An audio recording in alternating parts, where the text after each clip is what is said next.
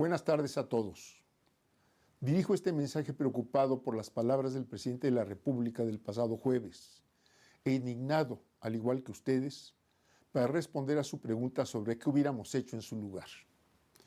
Es innegable que el incremento exagerado e injustificado al precio de la gasolina ha rebasado el límite de nuestra tolerancia y ha desatado el enojo de la gran mayoría de los mexicanos, cansados por tantos años de crisis económica, inseguridad, corrupción e impunidad de la autoridad. Prácticamente en todas partes estamos viviendo un clima de encono y protestas espontáneas que, en muchos casos, están tratando de ser envueltas con acciones violentas, que algunos atribuyen a una estrategia de provocación que justifique la intervención policíaca y disuada a los ciudadanos de toda protesta legítima y pacífica. Es claro que el descontento es generalizado y las respuestas, tanto de la mayoría de los partidos, legisladores y funcionarios, no han sido satisfactorias.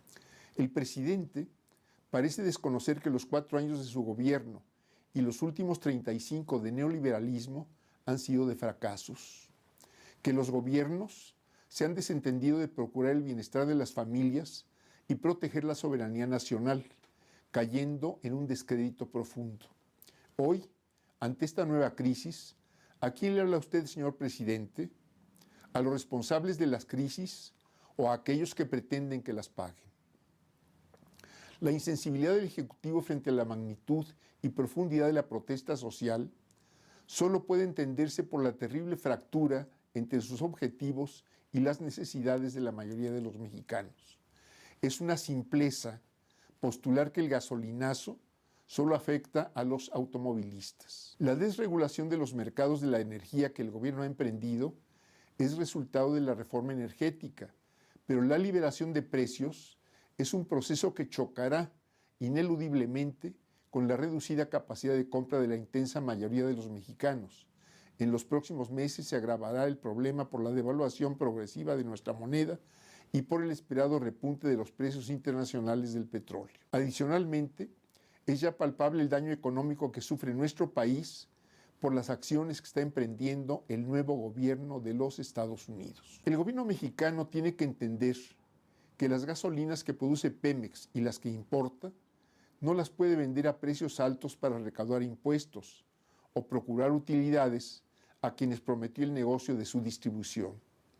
De la misma forma, debe conceder que el país no está frente a un problema fiscal derivado del combustible, sino frente a las políticas equivocadas aplicadas a lo largo de 5 sexenios. La Ley de Ingresos para el 2016 fijó la recaudación del impuesto especial a las gasolinas en 209,000 millones de pesos y se recaudaron más de 285,000, es decir, más de un tercio de lo presupuestado.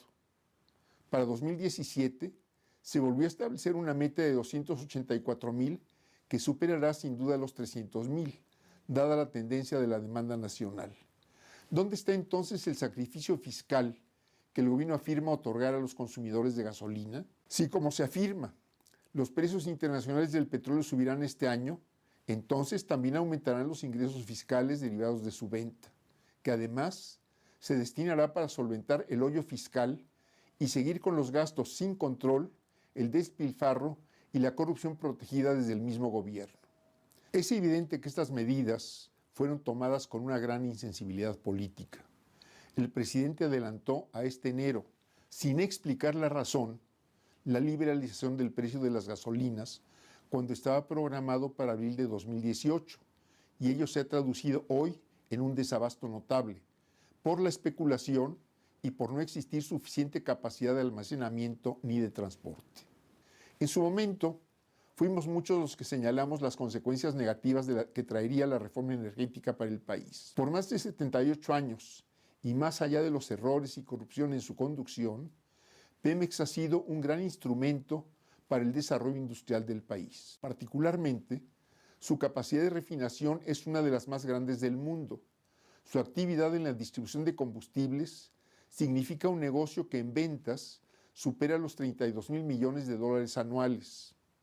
Pemex sigue siendo un negocio lucrativo que puede financiar sanamente su expansión para garantizar los combustibles que el país demanda, pero que el gobierno ha detenido por incapacidad administrativa.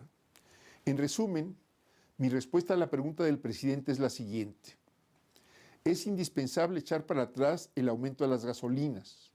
Los precios se deben mantener al máximo de diciembre de 2016 y es necesario convocar a un gran foro nacional de expertos para analizar este urgente problema y proponer soluciones.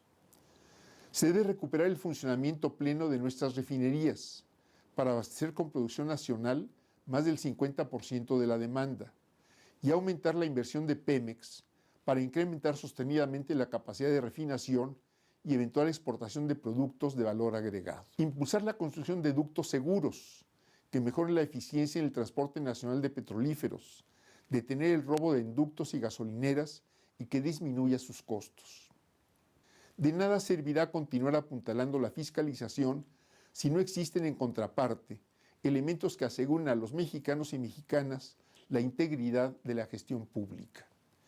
Es indispensable recuperar la confianza de las personas en su gobierno y por ello propongo la conformación de un presupuesto federal base cero, es decir, que no exista presupuesto para ningún rubro que no esté plenamente justificado y que esté asociado a un control presupuestal estricto de beneficio económico para el país. La integración de una contabilidad gubernamental auditable en línea mediante las plataformas de gobierno digital que abarque lo federal, lo estatal y municipal, además de una plataforma digital nacional que opere información consolidada sobre el balance regional del gasto público. Quiero convocar a todos para defender la industria más importante, la soberanía de nuestro país y el bienestar común de los mexicanos.